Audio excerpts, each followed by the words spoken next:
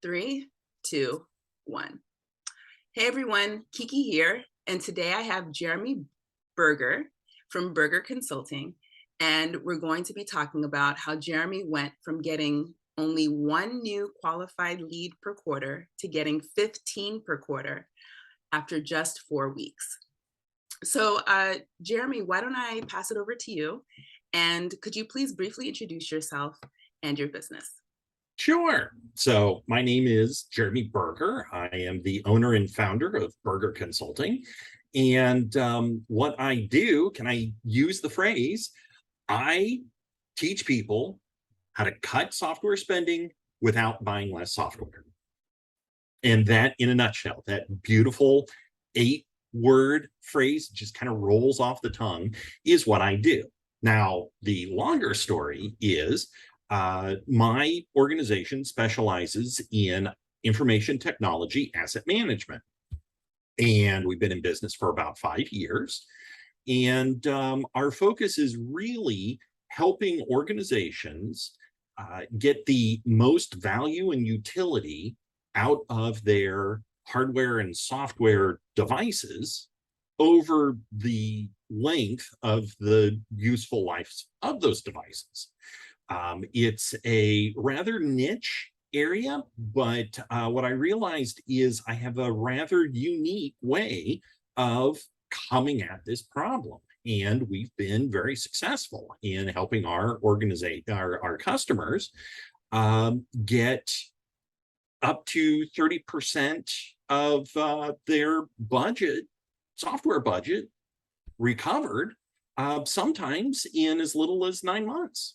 So, Wow. yeah. So that's what we do in a nutshell. So we do a lot of coaching. We're not a walk-in takeover sort of consultancy. What we really do is we insert a subject matter expert to help the existing asset management team improve their processes, clear out their backlogs, get their tooling back up to where it needs to be. And through that process, not only achieve these cost savings, but also do knowledge transfer and measurement and KPI metrics so that the business leadership can say, these folks are doing the right job. We trust them, and we're going to use their information and their reporting when we do things like mergers and acquisitions, when we do volume license agreement negotiations with Microsoft and Oracle and the like, and when the software auditors show up and threaten a big penalty saying, well, you're using more of our stuff than you bought. And no, Wow. because you've got this wonderful team with this wonderful knowledge and wonderful information to push back on. Yeah. So you work with so it sounds like you work with larger organizations, or Yes.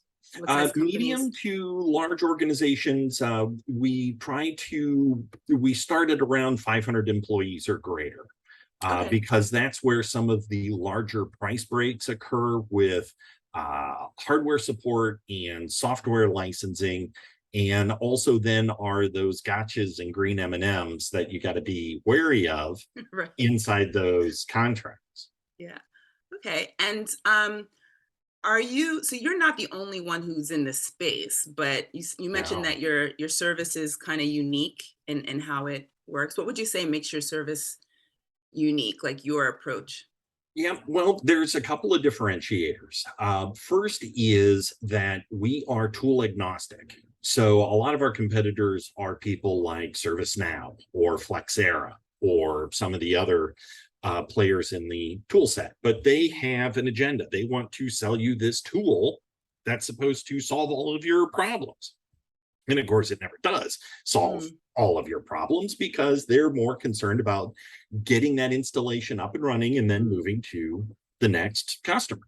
hmm. So being tool agnostic, then we can come in and take a quick survey and say, okay, what are you using? What do you already have?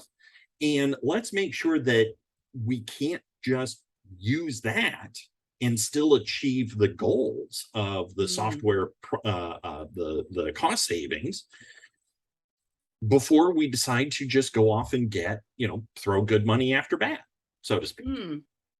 So one of the other differentiators is that we're very focused on this idea of an ITAM coach. It's not somebody that's just going to be there for, again, the duration of the installation or upgrade of the tool. These folks work shoulder to shoulder with the existing team. We're not going to try to push them out or replace them with our own folks. We really believe that this sort of coaching. Yeah, exactly. Okay. In a mentorship, even. There's not a lot of ways to learn these skills without learning the hard way. And when you have 20, 30, 35 years of experience, you're very expensive on the payroll. So this gives the best of both worlds. You get this really smart, really experienced knowledge holder who then takes the junior full-time employees and gets them up to that level. That's interesting. Is your company just you, or do you have a team? We have a team of partners. Yeah, we're up to 5 now. So it's you guys go in together, growing steadily. Yeah, it works kind of like a medical office. You've got generalists, you've got specialists, but we work together to find the right fit. First off, you've got to have that right personality to have the right coach embedded. And second then is, you can't overwork these poor people. So you want to make sure that the many hands make light work, so to speak. Okay, cool. And so let's go back to the beginning. What were you, so what were you doing before working with me? In a word, struggling. So, I had this idea, as a full-time employee, and, finally had enough of the corporate grind and decided to start my own business. The trouble is, I'm a very technical person. I know how to do my job. I do not know how to do all these other jobs that you need when you're starting your own business, like sales or marketing or any of that other stuff that goes on. How do you elevator pitch? I had no idea. So I knew there was a need, and I knew that I had something unique with the way that we approach the issue and the way we solve our problems. The trick is, how do you get in front of the people that have those problems and convince them that you have a solution that needs to be heard? And I had no idea. And so there were some pretty lean years there in the beginning, that first and second year, really before I met you, and got a really good education on how to actually deliver something memorable. Yeah. When you say lean years, what does that mean specifically? So it was just me. So again, when you're the only person, you are everything. You are the chief cook and bottle washer, as well as captain and and carpenter. I would get I would do a lot of sales floor, sales show floor conversations. That was how I usually met people. I was getting a couple of speaking engagements, but those, usually I would get an interested party, but I wasn't getting a lot of return. I would get maybe, I was ecstatic if I could find a new customer about once every 3 months, once a quarter. Wow. And that's great. But when you're able to cycle through a job in 9 months, and it takes you 6 months to find the next person, you've got a lot of churn that you got to go through. And there were some gaps where you kind of looked around. It's like, okay, where's the next client coming from? So that sounds really challenging. Within that, it also makes you very nervous too. I can imagine. Within that, before we started working together, what issue were you trying to tackle specifically?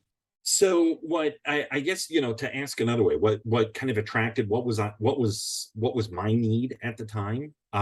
It was being memorable, right? Hmm. It's um you how I did not know how to take a very technical and really left elbow concept that we were trying to solve Right. and get it in front of people that they could remember after they walked out of the presentation or walked away from me in the on the shop floor. Mm. um, that they would take back and say, yeah, this, I know somebody that could solve this pain. um, I didn't know how to do that. And of course, I was really kind of proud of myself. I had just solved this problem that a lot of people said Yeah. couldn't be done. And it's like, oh yeah, we can do this. This is great. But Right. it takes me a half hour to explain it. And you can watch people just kind of go asleep. And it's like, Hmm. yeah. So that was the thing that I was really struggling with. How do I get people excited about something that I am excited about? Hmm. It also sounds like it's fairly complex. So the distillation piece, was that a big part of Yeah. it as well? Because That. you were meeting people at networking events. I imagine you Mhm. didn't take 30 minutes there, right? You had to. No. So what was that like? So yeah, that's the other part of it, right? So there's a lot of moving parts in asset management. Hmm. It's there's a lot of variables, there's a lot of factors, and Yeah. you know it, it's like Einstein once said, if you can't explain it simply, then you really don't understand it. Mm. So when I would start getting excited and find somebody that's willing to talk to me about this. And I would start, oh yeah, there's this stuff and there's that stuff. And then you got to consider this stuff. And they're like, okay, whoa, whoa, whoa, whoa, whoa, whoa, whoa. All I wanted to know is where's the buffet? That's like, Yeah. that's how do you get someone, it spark that passion, that interest in somebody else when you've got all of these ideas and you're so anxious to get it out. Hmm. Hmm. Um, so how were you at that time? How were you solving this problem or trying to solve this problem of distilling this highly complex, robust offering that took so long to explain? Um, So and you you were want to only know, getting, you want to know yeah. the truth? I wasn't. I mean, that was the that was part of the problem, and that was really what was starting to get me to panic. Um, luckily, I am just self-aware enough to know that my first reaction to a problem is, well, am I sure it's not me? And Mm. and in this case, it's I knew enough. I needed help. Okay. And so, coaches coach. Find a coach. Find someone that knows how to do this and learn. And so that's I started me on the journey to find you, my guide, my Obi-Wan, you know? Yeah, that's pretty awesome. Mhm. Were there, in that process of trying to find a solution, were there any specific frustrations or stumbling blocks that you came across? Like what was that journey like in trying to solve this problem before we connected? So I didn't have a hook. I did have a elevator pitch that was about 30 seconds, and that was way too long. Mm. And way too desperate. The other problem is that I am not cute enough to play the desperate card. Um, and Yeah, so I would try different jokes. I would try different presentations. We tried, um, changing up the website, but there was just like it was the spaghetti test. We were throwing everything at the wall, hope Mm. that something would stick, and it really nothing. Big fat goose egg. Nothing was going. And so yeah, it's there are people out there that you need to help, that you can help. Mm-hmm. And it was just gnawing at me that they're out there and I'm probably talking to them, but because I don't know how to get that spark to happen, Mm-hmm. Yeah, I was missing out. I was missing out and they were missing out. So yeah, it was like, it was very serendipitous when you and I crossed paths on that. What was it? Was it 𝘀𝗂𝗄𝗿? Can we talk about that? Yeah, Yes. yeah. So that's the next question. How did Yes. you first hear about me? How did we connect? Yes. It was never underestimate the power of dumb luck. That's yeah. I heard about that app. And I think I read a blurb or an outcome, and I think that was one of the many points that I had become frustrated with LinkedIn, and just went, we'll try this one out and see if I can't find anybody else out. And yeah, you showed up with a really neat just blurb about helping communicate technical ideas. And it's like, I need, that is what I need. That is me right there in just so many words. So yeah, whatever it was, there was a wave or a poke or a high or is that app even there anymore? I don't remember. I need to go look and see if my account's still going. But yeah, you accepted the request and we started talking, and then it was really off to the races. Wow. So at what point would you say your interest was piqued in working together? Because I know I had that interesting profile and then we spoke. Yeah, it was I remember it very clearly. It was that first meeting where you were talking about having a methodology, that this is not there's an art, but there's a process in getting to the art that you can follow, that you can repeat. This isn't just some lightning in a bottle that you can just, you'll only get once if you're lucky. And I can't help but remember a phrase that was given to me: success belies effort. And in that first meeting, you were able to be just so calm, because I was in pretty much of a panic. I remember that. It's like, okay, can you do this for me? Because this is like, I don't want to say bottom dollar, but we're seeing the bottom of the barrel, right? If I was a cat, I'd be meowing at 3 a.m. It's cat level desperation. No, but you had this calm and this poise, and made me realize this is a solvable problem, and for someone like you, a very easily solvable problem. And that's what really convinced me at the end of that first meeting was, we can do this. This is a gal that not only knows her stuff but has done it before and will do it again. Let's let her help you. Yeah, well, I'm glad we connected. And so since that moment, what results have you seen from working with me? Okay, you and I, okay, so for everybody that's watching this, I told Kiki this story right when it happened, and I can point it down to the day. It was the Ohio cybersecurity information, the 𝘀𝗫𝗁, or it was a cybersecurity convention in Dayton, Ohio. And I didn't have a booth. I was just going kind of incognito. And you had given me the viral phrase. And so I had a couple of them in my head. You taught me how to, like, A/B, try this one, then try that one. You're smart enough. You can figure out how to riff on this. Right. And so I'm having this conversation in the hallway between moving from one presentation to another. And I could see that they were not my target audience, but being polite and having that conversation. And I laid out the phrase. It's like, well, I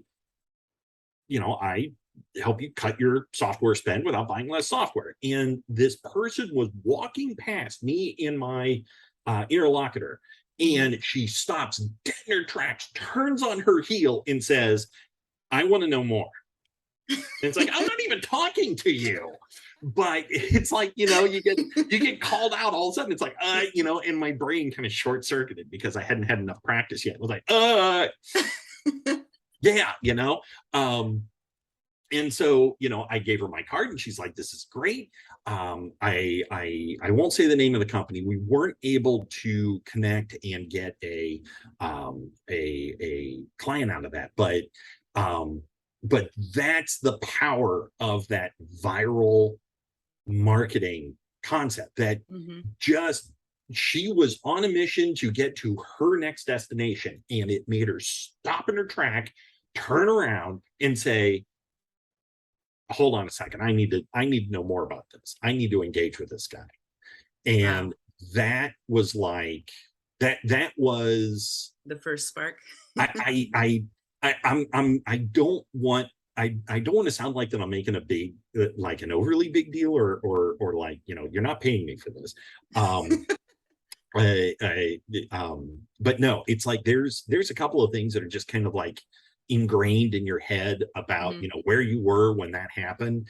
And when it comes to this business, the first client that I ever got, that was a big win. That was a big moment. I would say the second big moment was that interaction. Wow. That that not only confirmed that I was right, that there are people out there that are interested, that do need this help, and that it was me, that I could be taught. If I could solve this problem, if somebody could teach me how to do it, it could be done. And yeah, it was brilliant. You did a wonderful job. And I'm still using that marketing phrase. And I still get people stopping in the middle and turning around. It's like, wait a minute, I want to know more about this, because that doesn't make sense, but I am interested. That's awesome. So it sounds like that moment was the turning point. Oh yeah. Is that, yeah. Yeah, I wholly agree. So what else happened after that? Like what else? What other? COVID. Right. Okay. So that was another challenge, right? So I did end up I'm being facetious. There was a little bit of a break in there between that event and then COVID. But the interest, as I started peppering more of my speech with that concept, I would lead with it in my presentations. I would put it into my website, even quoted it in my book. Getting that out there, it went gangbusters. So let's see. So that was in March. In April, it was about halfway through April and into May. Okay. I had like 15 interested parties. We were qualifying, wow. We were talking, it just from 1 to 15. I mean, we're talking Spinal Tap, knob going. And it has not let up, but for COVID, the interest has maintained that level. Wow. So yeah. What we have, I've got that's really awesome. That's incredible. And the projects just keep, one right after the other, to the point that we've now expanded and brought in some more help. That's awesome. That's really great. And so that was just from the work that we did together, finding that specific distillation for your target customer. 8 words, something that would take me a minute and a half to get out, is now 8 words, and just, you can do it in your sleep. I can change it, or do we need to move a word around? Are we more worried about hardware? Yeah, we can cut your hardware spend without buying less hardware. Like, what? Yeah. You mean buying old stuff? No. Keep the new stuff. We can just save you. Yeah. This is awesome. You don't need to cut that. This is really awesome. Yeah. So it's a holy. It's if I didn't know what kind of effort you put behind it, I would say it's like magic. It is really that sublime. Oh, that's awesome. Mm-hmm. So it sounds like it's helped with your lead generation. How has it impacted your close rate? Has there been any change there, or just the Um, overall sales process, speed to sale? Yeah, what other areas of your business? I'll ask it this way: what other areas of your business, yeah. if any, have been impacted? So it is kind of tough to know because you got this like dead space with COVID. Right. But I really do think, you know, my group survived COVID because we had that knowledge that viral activity going on in the zeitgeist that we were able to pick up as soon as people were ready to come back.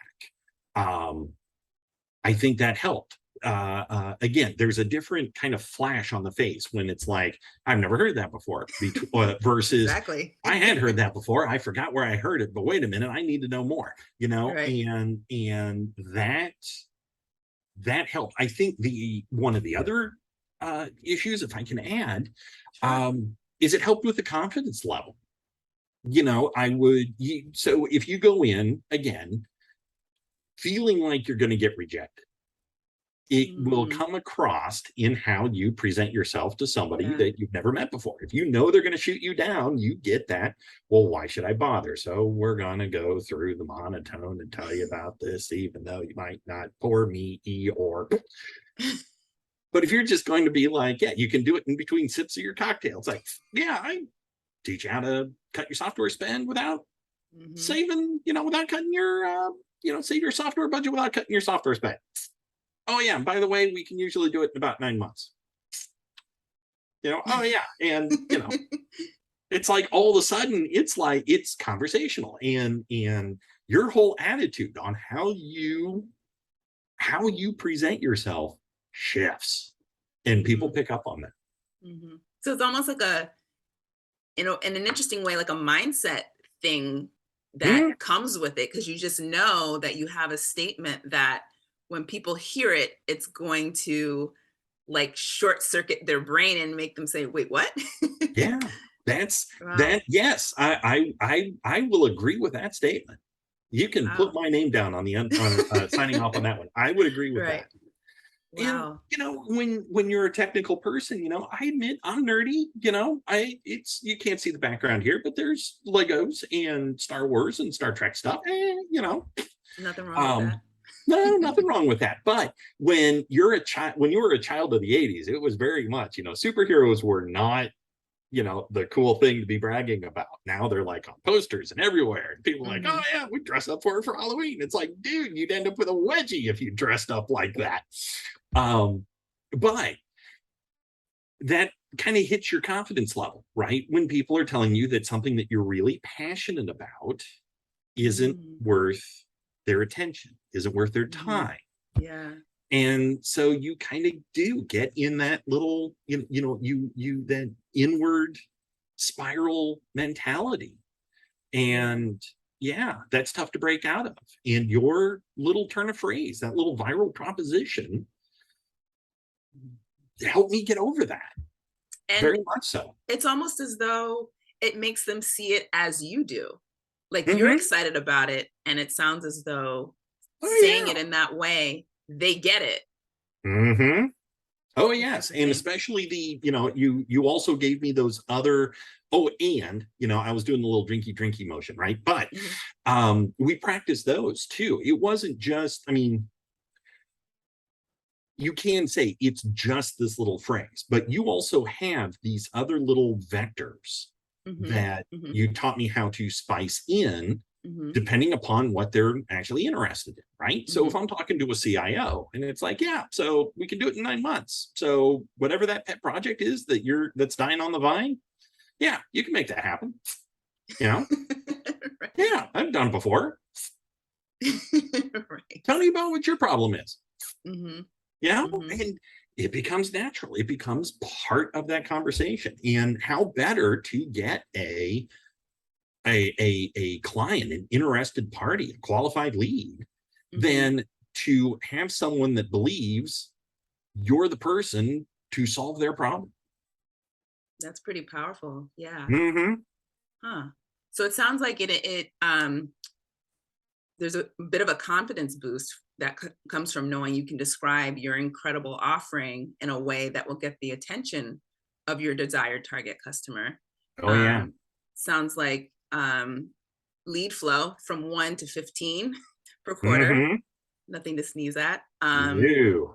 And what other areas? Those are pretty big areas. Was there anything Those are else or kind of any other big areas. No, those are the really yeah, those are the big ones. We are seeing now that we're out of COVID, we are seeing the time in between the conversation and between the conversation, the qualified, getting them qualified as a lead, and then closing the deal is starting to shrink. It used to be around 6 to 9 months, and now we're seeing it getting closer to that magic 4 to 6 number, which is really nice because 4 to 6 months, I'm or sorry, 4 to 6 weeks. oh, so from 6 Yes. to 9 So, months to 4 to 6 weeks. right, very much closed down. Wow. Well, and that's one of the things that you talk about when you're in sales, right? The longer they have to think about it, time kills deals. Mm-hmm. So, if they think about it, it's like, well, maybe we can find a competitor, or maybe we could do something else, or maybe we can, interesting. Okay.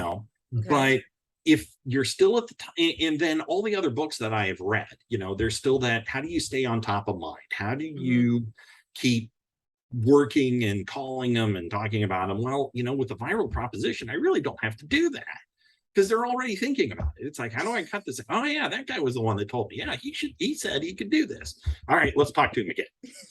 And that's interesting. Yeah. So from your direct experience, why do you think that the work we did had that impact on your sales cycle? Because you essentially shrank your sales cycle from the 6 to 9 months to 6 weeks, essentially. What do you think is causing that? So, I mean, there's market factors. There's a lot going on in my space that is saying, that is reminding people that you need to have somebody to help you with this. You can't keep feeding the beast. Okay. But there's the old phrase about you make your own luck. You're in the right spot at the right time. Well, this little viral proposition puts me in the right spot at the right time because it is kind of forgettable. And now the rest of my competitors, how do they avoid triggering the phrase? Oh yeah, we're going to be able to cut your budget. Yeah, but can you teach me how to cut my budget without cutting my spend? You're asking me to spend all this money. I know this guy that says that he can do this without costing me a whole bunch of money. What can you do? See that, and that I think is another powerful little tool, right? I don't have to work so hard at being top of mind because this little worm in the back of their head is saying, yeah, but Jeremy can do it better. Jeremy's can do it without you spending any more money, so just like consultancy fees. So it sounds like it positions you, it does that positioning against competitors, alternatives, any other method of doing it, because they've never heard of what you do before, and you're the only one saying it. Indeed. And that's, how do you make yourself memorable? I can't have, cartoon lizards pitching insurance. It's just not in the budget. The most you're going to get out of me is a thumb with a face painted on it, right? Stick Stickler. What was that guy from Nickelodeon? No. But so how do you make it? I've got a weird spelling name. It's a very German American name that, okay, so there's that. But how do you get something that carries on over and over again? That's the viral proposition. That's the power of it. And yeah, we're holding on to that one for a long time. Good, you should, and you deserve it. Awesome. Thank you. So overall, what would you say has been your ROI from working with me? Golly. Shoot. I mean,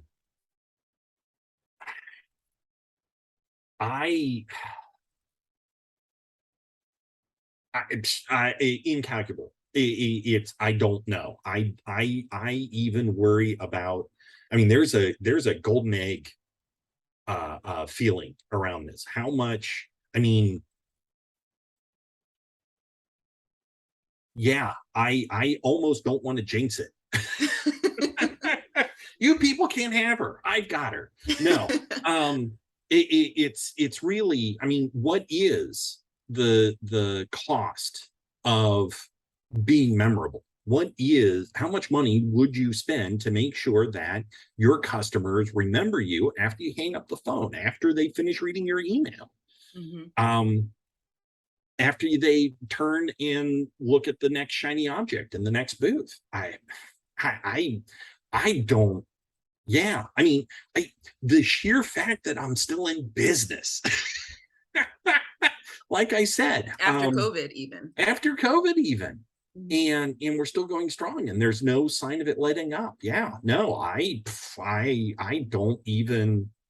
Yeah, it's if you've got yeah, it's off the chart. It's off the chart. Wow. Yeah, that's some of the best money I ever spent. Period. Wow. And I'm an Apple guy. Their stuff great works. It's expensive, but their stuff works. This also works. I can't tell you what she's going to charge it, but I tell you, it's going to work. This is great to hear. So, if you think back to when we connected and first started talking about working together, what would you say was the reason that you decided to do business with me? Why did you decide to do business with me? Can I say desperate? No, it was like I said before, you in that first meeting, you were able to show that something that I thought was mysterious and random and incalculable is very much a process and is very much a method and can be done, even with something as left elbow and wacky and technical as I think mine is. And you're very flexible. I guess that's kind of the other thing too, is we should probably say, just to be upfront, we tried doing it not contextually, by email and documentation, and we were struggling. It was me. It was all me. I admit it.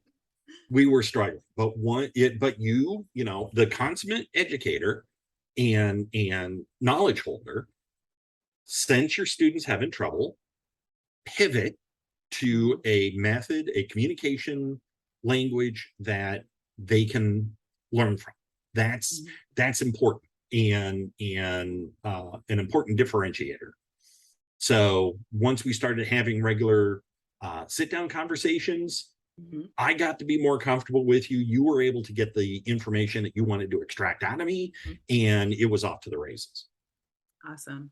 Really glad. It was, really glad to hear that. Yeah, let's admit it. That was kind of rough. I remember, but we got through it, right? Yes, we did. Oh, it's famously, yes. Right. So would you recommend that others work with me? No, you can't have her. She's mine. Oh yeah, absolutely. And doubly so for the recent entrepreneur, recent inventor, the folks that have this new idea that they are just now bringing to market. That's just because you don't know it all. You know your stuff, but there's a lot of other things that have to happen to make you successful. And getting the word out is critical.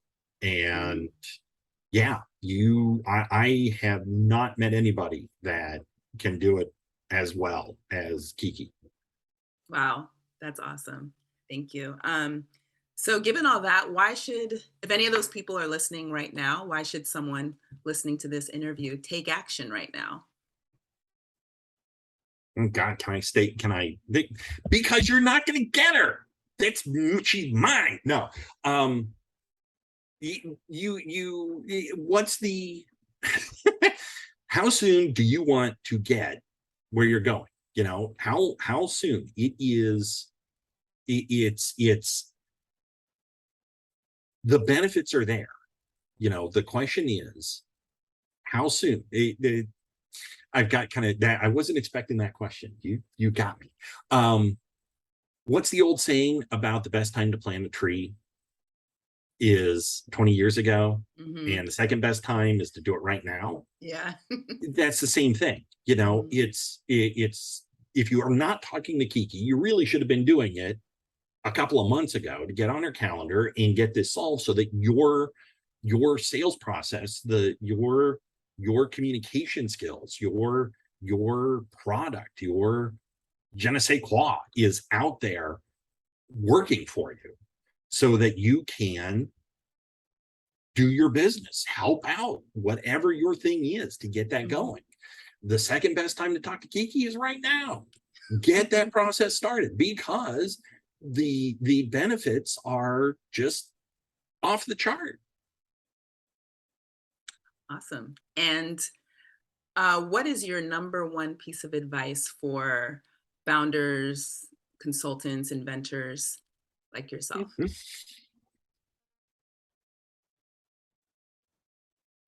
I say this one a lot. I'm trying to think if there's another one. I think the best from just a startup point of view, the best advice I got was from my favorite brewer. Okay. So here in Cincinnati, microbrewing just exploded. My neighborhood attracted one, and they've been doing great. And I got to know the owners through the business association that we've got here in the neighborhood. And I had just started thinking about starting my own business. And so I was asking him for a little bit of advice and thinking I would be cheeky about it. It's like, so why do you want to open a brewery when you've got all of this competition showing up? And he says, you know, he pauses for a second and he says, there is always room in the market for good product. That has sat with me the entire time. And you know, there's some things you got to figure out, right? What's your market? Do you know what your market is? Do you know what your product is? Is it good? Because let's face it, there's some pretty bad beer out there, but not theirs. They've been winning awards. They're good. But that advice, know those factors, and you are going to be head and shoulders above where everybody else is at the moment. And from there, talk to 𝘀𝗂𝗍𝗿 to get the word out into the market about your product. That is so good.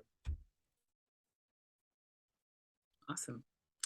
And pretty good advice. And so, Jeremy, where can people find out more about you online? Well, we're all over the place. So the website is 𝘀𝗀𝗀𝗿𝗏𝑐𝑜𝗍𝗏𝑐𝑜𝗏, which is a bit of a mouthful, but if you look for us at itamcoaches.com, it'll go to the same spot. We're on Twitter, we're on LinkedIn, and my book is out. It's been out for a year and a bit now. You can find it on Amazon or Barnes & Noble, or even the ebooks. Some of the libraries even have it picked up, so you don't even have to send me a little bit of cash. My kids would appreciate it. The cat won't, but the kids will. And you know, but yeah, that's the best place to find me. And I'm sure there'll be a couple of links that we'll do back and forth for this. Yes. Awesome. Well, this has been great. Thanks, Jeremy, for an awesome interview. It's the least I can do, 𝘀𝗂𝗍𝗏, for all that you've been able to do for me and mine. I really cannot tell you enough on how much I appreciate the help you gave. Absolutely. All right. Thanks, Jeremy. Bye, everyone. Take care, folks.